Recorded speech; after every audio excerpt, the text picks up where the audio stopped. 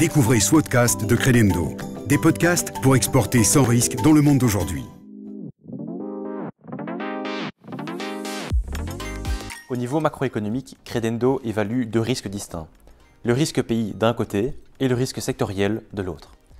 Au niveau du risque pays, Credendo base son évaluation sur une batterie d'indicateurs tels que la volatilité du taux de change, le cycle économique, les coûts de financement locaux ou l'inflation. En effet, nous pensons que ces indicateurs ont un impact significatif sur les résultats des entreprises de ces pays. Ensuite, nous utilisons d'autres indicateurs qui permettent d'évaluer le contexte institutionnel dans lequel ces entreprises opèrent, ainsi que le niveau de corruption et la qualité du système judiciaire. Au niveau des secteurs, nous disposons aussi d'une série d'indicateurs qui permettent d'évaluer aussi bien l'évolution de la demande que l'évolution du prix et de la production. Et tout comme pour le risque pays, nous utilisons notre propre expérience de paiement ainsi que des données financières, car cela nous permet d'avoir une idée de la solidité financière moyenne d'une entreprise d'un secteur. Nous revoyons les classifications de ces secteurs de manière régulière et ils peuvent même faire l'objet d'une révision immédiate si c'est nécessaire. Au niveau microéconomique, Credendo évalue les risques sur base des données financières des débiteurs en particulier. Florence, peux-tu nous dire où est-ce que les exportateurs peuvent retrouver ces informations? Alors, Credendo publie sur son site internet ses ratings pays, et ce, au moyen d'une carte interactive où sont représentés pour les exportations deux types de risques, le risque politique et le risque lié à l'environnement des affaires, l'ancien risque commercial. D'autre part, nous publions régulièrement des analyses liées aux risques pays et secteurs qui reprennent les grandes tendances et les principaux risques liés à un certain secteur ou à un certain pays. Alors Mathieu, peux-tu nous expliquer plus en détail comment le risque lié à l'environnement des affaires est représenté? Alors il faut savoir que récemment, Credendo a revu la granulation de la classification du risque lié à l'environnement des affaires. Nous sommes passés à une classification qui va de A à G, A étant le risque très faible et G étant le risque bien sûr très élevé. Pour donner un exemple concret, la Chine a son risque lié à l'environnement des affaires classé en D, grâce à une économie très résiliente, et ce malgré la pandémie Covid-19 qui a affecté l'économie mondiale.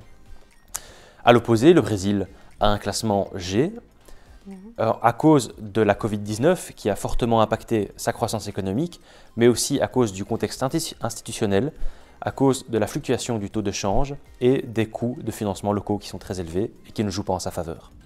Alors Florence, d'après le baromètre des exportateurs de Credendo, que Credendo a publié en novembre dernier, les secteurs de la pharma et de la chimie devraient être les secteurs qui sont les plus prometteurs dans le futur. Pouvez-vous nous expliquer qu'est-ce qu'il en est? Quel est le point de vue de Credendo à ce niveau-là? Alors, il est vrai que le secteur de la pharma a été particulièrement résilient face à la crise de la Covid-19, et ce, même si dans un premier temps, des difficultés de livraison qui ont eu un impact sur la chaîne d'approvisionnement ont été observées. Mais cette résilience a permis aux ventes au niveau mondial d'encore progresser l'an dernier. Et cette progression est encore attendue pour cette année et l'année prochaine. Boostée en particulier, évidemment à court terme, par la vente des vaccins Covid et par la commercialisation d'un certain nombre de médicaments qui n'ont pas pu être mis sur le marché lors du confinement l'an dernier. Alors au niveau plus régional, l'Amérique du Nord, l'Asie et le Moyen-Orient sont encore des régions où la croissance devrait être soutenue cette année et l'an prochain. Alors en ce qui concerne la chimie, la situation est un peu plus compliquée. La filière plastique liée aux emballages et au matériel médical, tels que les gants et les masques, ont évidemment tiré profit de la crise. Par contre, la filière fournissant le secteur automobile, construction ou même aéronautique ont subi une forte contraction de leur demande.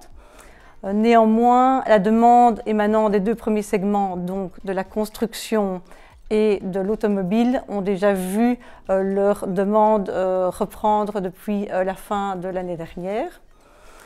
Alors, les marges de leur côté restent évidemment toujours dépendantes du prix, de l'évolution du prix du pétrole et des polymères de base. Et un autre risque à plus moyen terme est la mise en activité de nombreuses unités de production aux États-Unis et en Asie, qui étaient reportées à cause des mesures de confinement l'an dernier et qui devraient attiser la concurrence des autres producteurs à travers le monde dans les prochaines années. Credendo, turning uncertainties into opportunities.